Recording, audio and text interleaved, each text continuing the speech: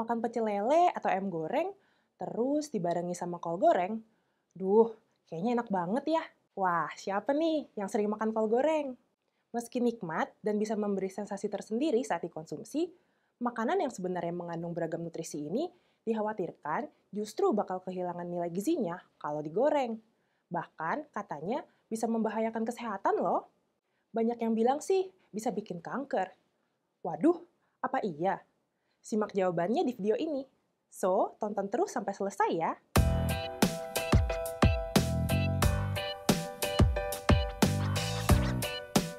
Halo, saya Dr. Melia dari Ala Dokter. Kol memang merupakan sayuran bernutrisi karena mengandung beragam zat gizi seperti serat, protein, asam folat, kalsium, serta vitamin B6, C, dan K. Tapi sayangnya, dengan pengolahan yang salah, maka nilai gizi di dalamnya dapat berkurang, bahkan hilang. Contoh pengolahan yang salah tuh gimana maksudnya, Dok? Ya, misalnya ketika kol ini dimasak terlalu lama atau menggunakan bahan-bahan yang berbahaya bagi kesehatan. Contohnya, digoreng terlalu lama, terlebih sampai ada bagian yang menggosong. Apalagi kalau digorengnya dengan minyak yang sudah berulang kali dipakai. Gak cuma mengurangi nilai gizinya, cara seperti demikian justru bisa meningkatkan jumlah kalori dan lemak jahat di dalam kol. Ini belum lagi kalau kamu campurin kol goreng ini dengan makanan lain yang mengandung lemak jenuh, tinggi kalori, terus banyak garam dan penyedap rasa tambahan. Waduh, makin-makin deh tuh ya. Nah, ujung-ujungnya timbul deh beragam risiko kesehatan. Contohnya yang pertama, obesitas. Jadi, makanan yang digoreng bisa menyerap lemak dari minyak. Makanya, makanan jadi tinggi kalori dan lemak deh. Ditambah, kalau dimakan bersamaan dengan lauk gorengan lainnya, seperti ayam, lele, tahu, tempe, dan jeroan goreng. Asupan kalori yang terus meningkat, disertai lemak yang semakin menumpuk, bisa menyebabkan berat badan melonjak drastis. Berikut juga dengan komplikasinya. Lalu yang kedua, memicu serangan jantung atau stroke. Sering mengonsumsi makanan yang berlemak bisa meningkatkan kadar kolesterol jahat atau LDL dalam tubuh. Akibatnya bisa memicu pembentukan plak di pembuluh darah. Kalau dibiarkan, risiko terjadinya serangan jantung atau stroke pun meningkat deh. Yang ketiga, diabetes. Kebanyakan orang mungkin berpikirnya diabetes hanya bisa terjadi jika seseorang mengonsumsi terlalu banyak makanan yang manis. Padahal, makanan yang tinggi lemak jenuh juga bisa loh. Meski gak secara langsung bikin gula darah melonjak, tapi lemak jenuh bisa meningkatkan kadar kolesterol dalam darah dan menyebabkan resistensi insulin, atau kondisi saat sel-sel tubuh gak bisa mengolah gula darah dengan baik.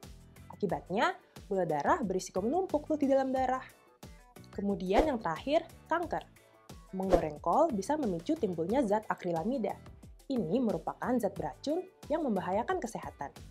Apalagi kalau kamu menggorengnya dengan minyak yang sudah dipakai berulang sampai hitam, karena minyak itu sendiri sudah bersifat karsinogenik. Nah, ketika zat ini masuk ke dalam tubuh secara berlebihan, maka risiko munculnya kanker seperti kanker ginjal, kanker rahim, dan kanker ovarium dapat meningkat. Waduh, banyak banget bahayanya, Dok. Berarti mendingan sama sekali nggak usah makan kol dong ya?